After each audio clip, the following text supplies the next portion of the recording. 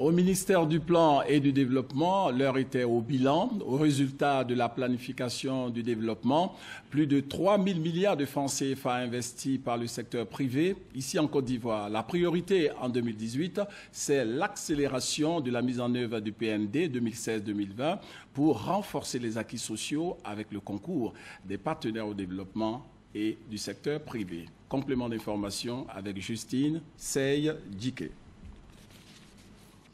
Cheville ouvrière de la planification du développement en Côte d'Ivoire, le ministère du Plan et du Développement, après une année d'exercice, se satisfait des résultats obtenus qui sont entre autres le renforcement de la gouvernance économique avec à la clé l'obtention du trophée d'or de la meilleure stratégie d'État 2017 en Afrique.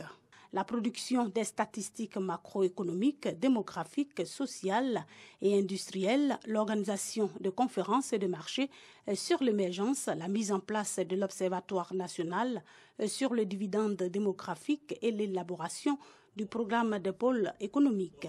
Un bilan positif selon la ministre du Plan et du Développement. Cependant, il convient de redoubler d'efforts pour relever les défis à venir. En dépit des performances économiques enregistrées au cours des dernières années, nous devons continuer à bâtir une économie résiliente et inclusive en vue d'améliorer les conditions de vie de nos concitoyens. C'est pourquoi, en liaison avec nos partenaires au développement et le secteur privé, nous devons accélérer la cadence de la mise en œuvre du PND 2016-2020 pour renforcer les acquis sociaux conformément à la grande ambition de son Excellence M. Alassane Ouattara, président de la République.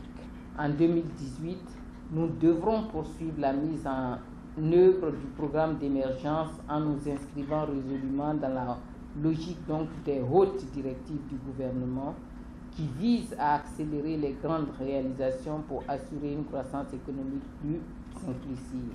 Pour réussir sa mission, la ministre Kabaniale compte sur le soutien indéfectible de ses collaborateurs, le secteur privé dont le volume d'investissement s'élève à plus de 3 000 milliards de francs CFA, les partenaires techniques et financiers et en particulier le système des Nations Unies.